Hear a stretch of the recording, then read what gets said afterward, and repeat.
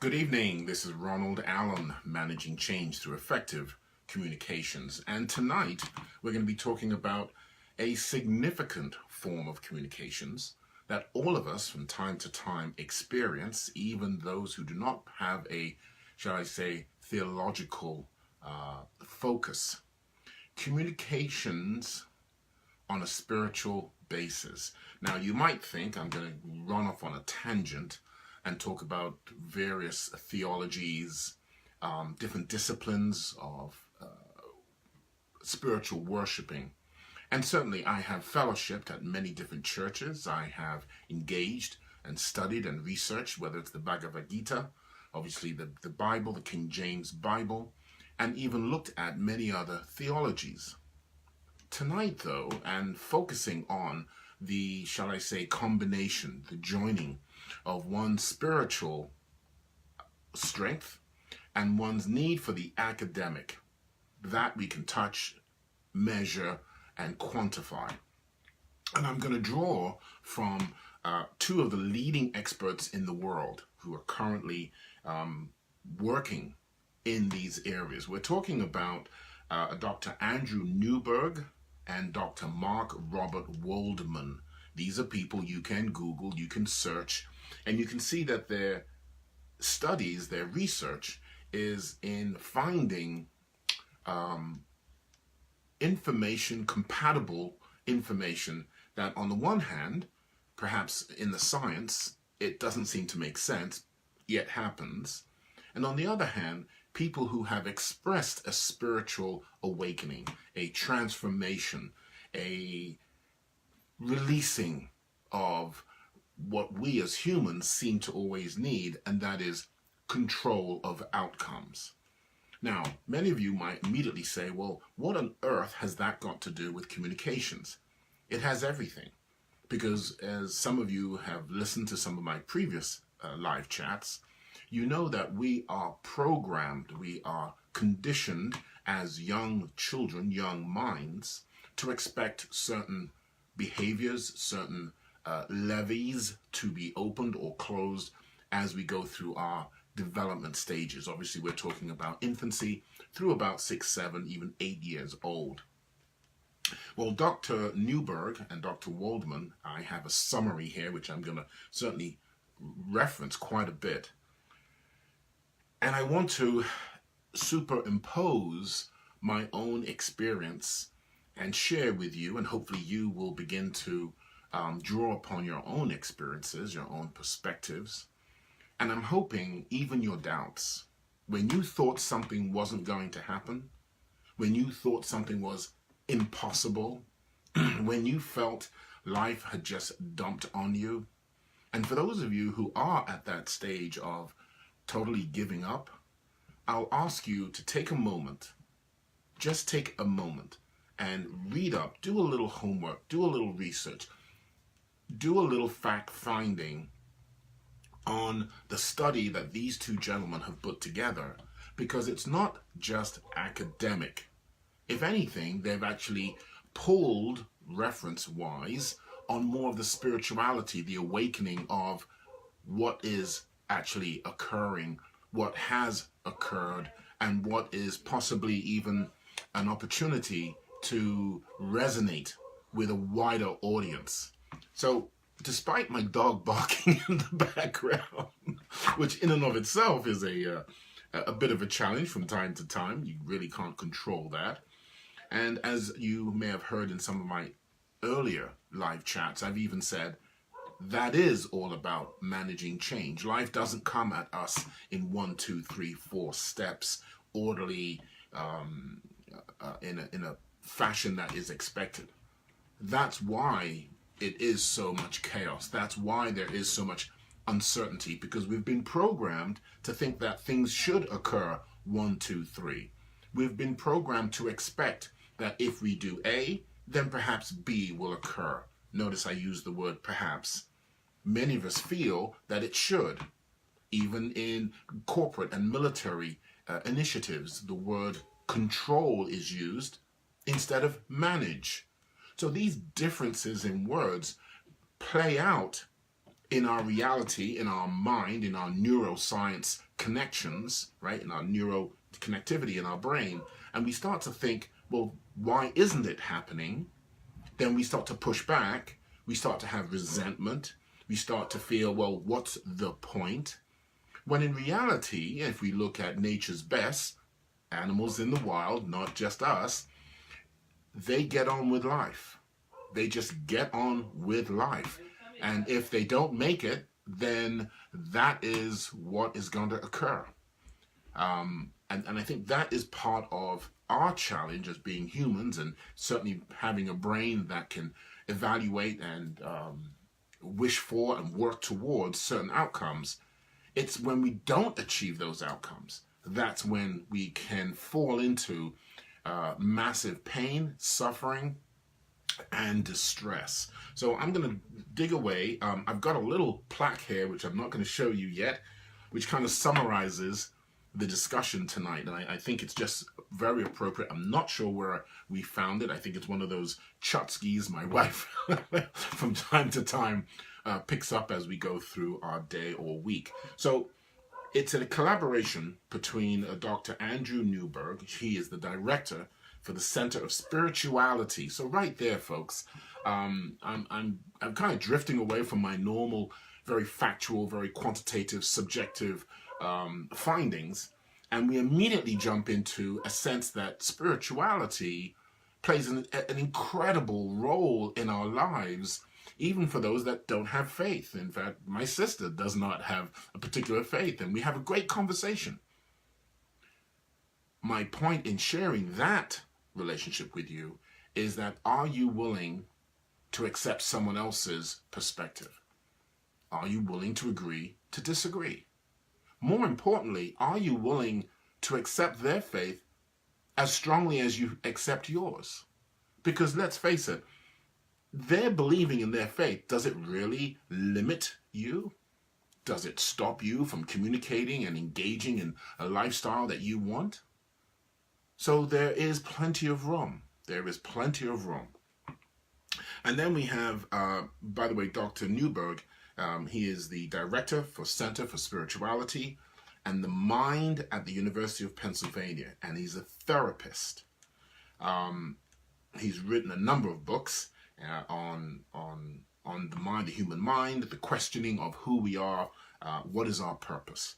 And a lot of his information, a lot of his findings is data-driven. See, now that's interesting, isn't it? You're talking about someone who's studying in a theological environment, yet his data, his research, his findings are data-driven. We also have Dr. Robert Waldman, right? He yields a highly readable book on complex questions and supported by, again, complex data. These two gentlemen joined together to try to understand how we communicate and how during our experiences in life. Now, this is absolutely crucial. Our experiences in life and how they are interpreted define who we are, what we tend to believe in, what we tend to change towards, and incredibly so, as I've used the word, elevate our thinking. What is also interesting about their study is that as we get older, which is the only way to get experience, sorry, millennials and whatever else you want to call them, X generation, our experiences begin to change. Some of us get stuck in a rut, absolutely, and we say, well, no, that's not right, and I don't understand that because of my past experience. Yet what they've found in the study is the growth, the opportunity of discovering new opportunities is exactly in the opposite of what we've experienced. And that spirituality, the spirituality side of this comes about when, let's say, someone you love dearly was not supposed to make it. They were admitted into a hospital, they were diagnosed with a certain disease, and they stayed longer than was expected, was diagnosed. Is it just medicine? These two physicians, these two doctors believe that there is a spirituality at work because of what they've experienced time and time again. If you're lucky enough, and many of you may not realize, my wife has been sick for a long time, over 4 years. She is now much better.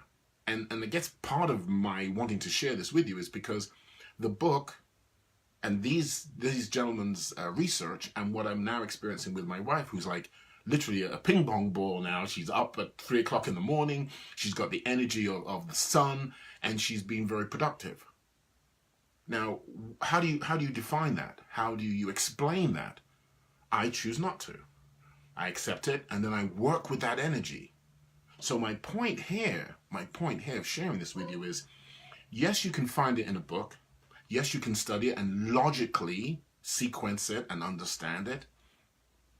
Now, can you go through it? Can you go through the uncertainty of someone that you hold dear to yourself that has been marginalized, has been diagnosed with a condition, an uncertainty?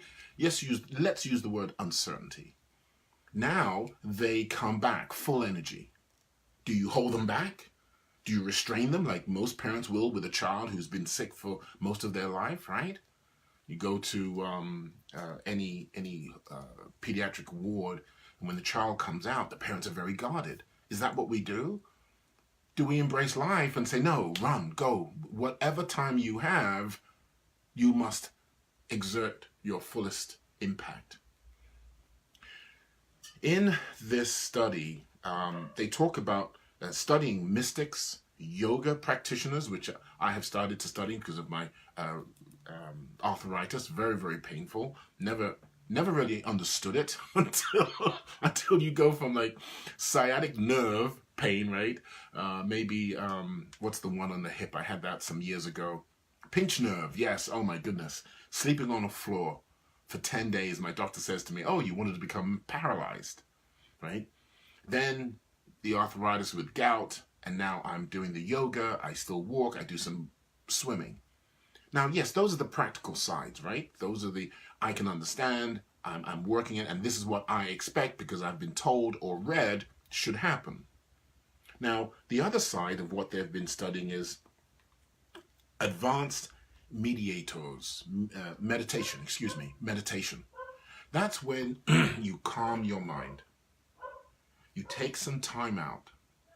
You don't react to every noise, every condition that is around you. You allow things to, as they say in the Bhagavad Gita, come and go. Because they're going to anyway. Life is going to surpass us. When we come to terms with that, we release. There's an expression about the young. It says, when I was young, I thought I knew everything. And then the burden was lifted. So as we get older, and the same research that these two doctors have shared with us, is that as we get older, we realize that life goes on without us, in spite of us. And we are only playing a small role in that life. Now, how we play it out is our choice.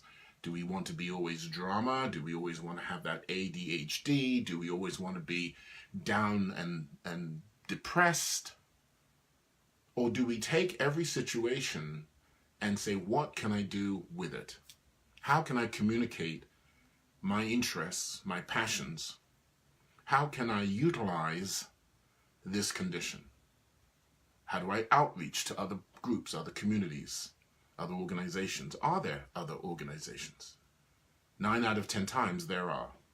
And if you're starting the first one, there is even more momentum simply because there are many others who haven't initiated such a community, haven't initiated such a group. So you are never 100% alone. At first, absolutely. You're embarrassed, you're timid, you're fearful, you're resentful, you're angry. Absolutely.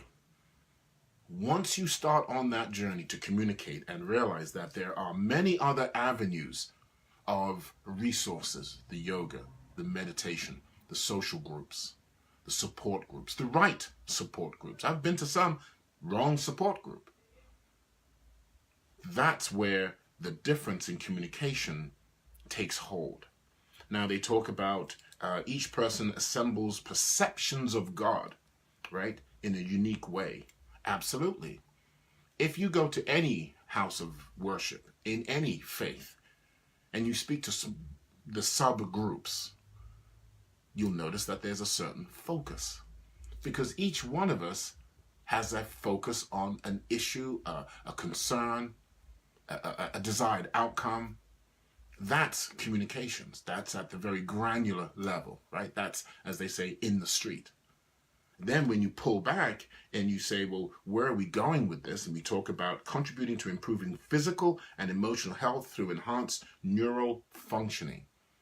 Then we start seeing that groups come together for exercise, maybe for walks along trails, maybe for ballooning because the atmosphere is conducive to changing our physical stimuli and therefore the receptors in our mind.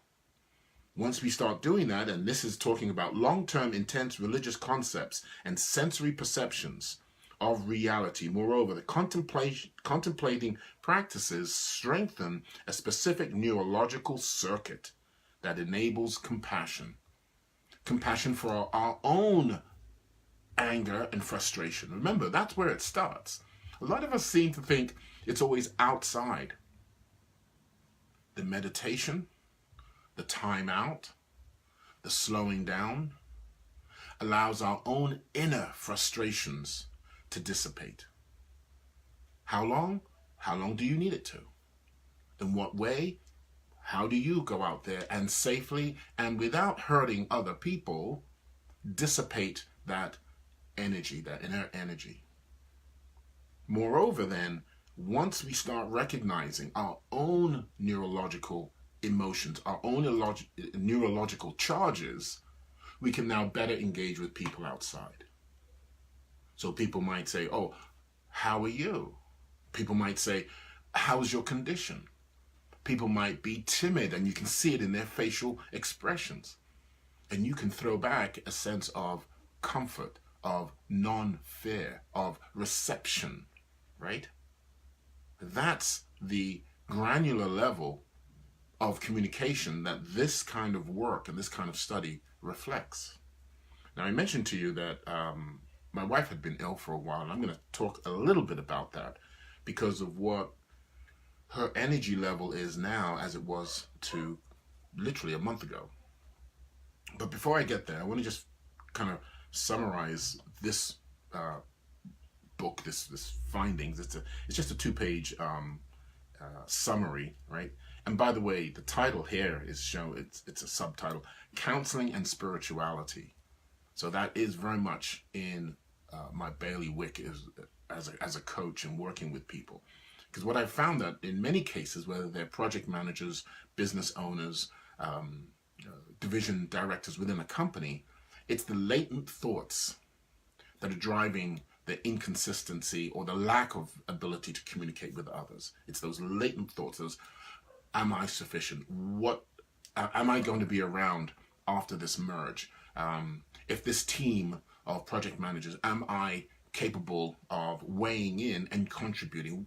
What I say, is it worthy of even mentioning it? And unfortunately, many people don't feel that they really have a strong basis, so they hold back. And the only time they really give is in direct area of responsibility that they have to contribute to their jobs.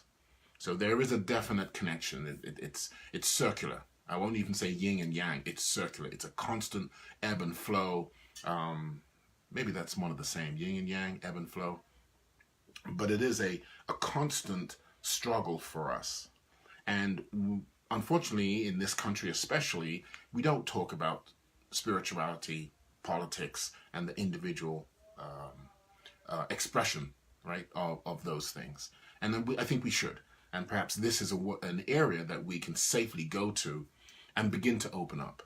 Because once again, these two physicians are talking about how spirituality and our subjective minds, our learned academics, the artificial,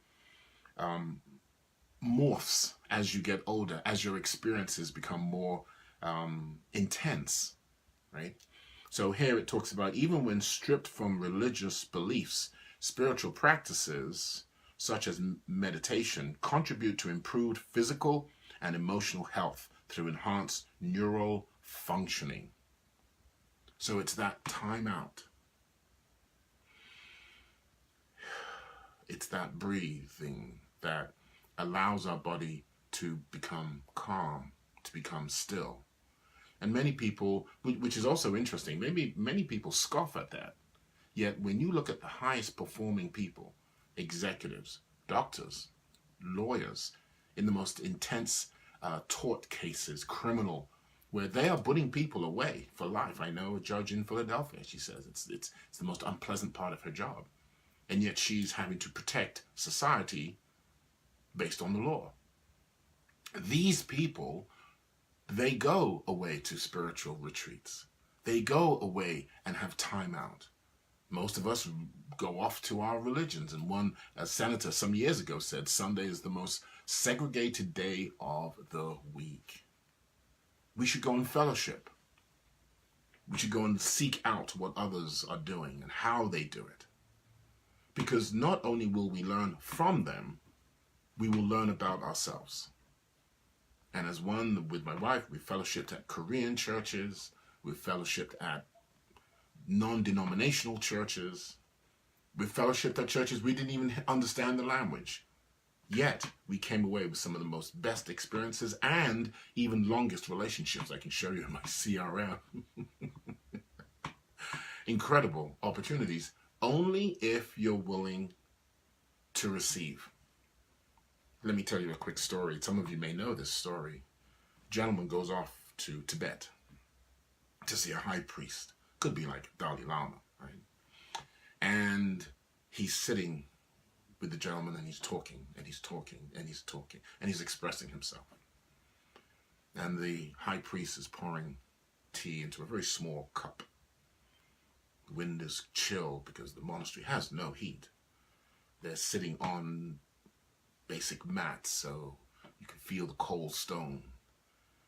And that intensifies the gentleman's expression, not realizing that he needs to be calm. And as he talks and talks, the high priest continues to pour the tea into the small cup, which obviously by now is overflowing. And the gentleman expresses, "High priest, what are you doing? The tea is spilling." And the priest stops for a few moments, looks pensively into the gentleman's eye and says, "This is you. You are the cup, and you are overflowing. And you are pouring more and more tea into your cup, and you are overflowing."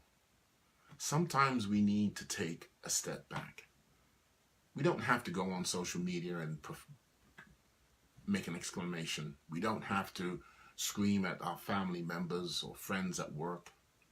We need to simply take a moment and ask ourselves, what is it that's driving us? What are our objectives? What are we trying to achieve? Look back on our past, I certainly can. What is it, 72 months now around the sun? I've orbited the sun. I can look back and I can say, well, what were those good moments? What were those cherished moments? And how can I duplicate those going forward? Can I use a combination of the academics, which I wasn't the greatest of students, and my spirituality, which is infinite? And can I now traverse my challenges? Can I look back at 24 years with a beautiful woman who still wants to be with me? I believe so. Who I wish to be with, who we technically have another 25 years we could be together. What does that look like? How do we carve out, if we take the time to get degrees, to carve out physical objects which sit on our mantelpieces, what can we carve out for our next 5, 10, 20, 30 years? Do we leave these legacies as just academic exercises and run off to the next PDF white paper? Or do we take time to come back and research and see, what have we done with that information? What is our legacy? What is our true calling? It's a combination. I really believe that. And I believe that my wife's observation about 6 months after we met, that whether I was in a suit or whether I was gardening or whatever I was doing, I was the same person. Are we consistent? Are we creating that character that makes us consistent? And when we're in the field of war, of battle, work, how do we manage that state, that bombardment of information, of expectation, of silent determination by others that constantly evaluate us, make ourselves evaluate who we are and what we are? This is a great paper. I really suggest you take a look at it. It's called How God Changes Your Brain. Breakthrough findings from a leading neuroscientist. And it's both Andrew Newberg, Newberg, and Mark Robert Waldman, Waldman. This is the Random House 2010, so it's not too old, guys. This stuff, you could study it for decades. You're learning about yourselves. You're learning about how you have been programmed to expect life, how life has played out and how you now respond to that, and whether you can begin to look at forces way beyond what you have been shown and experienced and bring those into your arsenal of weapons to manage life more effectively through effective communications. And as I said before I finish, I wanted to share this with you. Again, this is definitely not the way I do my live chats. With this bit of research paper, I'm beginning to realize that perhaps this is where I need to engage more of, involve more of. But this plaque says, love reveals all things, believes all things, endures all things. Love never fails. And I know it looks a little backwards there. I'm not sure what I have to do. If anyone knows how I can adjust that, I know it's looking backwards. Bottom line, we are evolving creatures. We can elevate our conversations if we wish to engage our consciousness, and we can agree to disagree and still build, still create, still discover, still explore one another way beyond any socially touted timeline. You'll see every now and again on business websites how they share what older people are doing to remain engaged, to be lighthearted, to communicate more efficiently. How can we bring that experience down to younger people who are just starting out in life and are only charged with what can I get, what can I create, what can I have as a value system? We see now today in our society how it's basically destroyed most people, has certainly destroyed business models and code if we look at any particular company. There are some best practices out here, and I think we should lean towards those.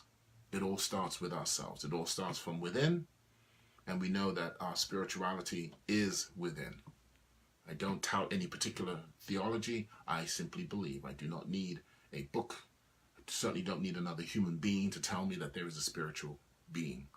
If you can't spend the time, and this is I believe, if you can't spend the time to read what is necessary for you to have spiritual guidance, then you are at the beck and call of someone in some garb that says this is the way a supreme being wants you to behave. I know that puts me out there a little bit. So be it. I don't think I'm going to change the world any significantly, but I hope to at least connect, at least open up a mind or two, And we don't have to agree. In fact, I've always said I don't want to agree. I don't even want to like. I want to understand people. I want to understand why you hold a chalice of belief so close to your heart when perhaps it doesn't provide you the best or optimum experience, the best or optimum engagement with others.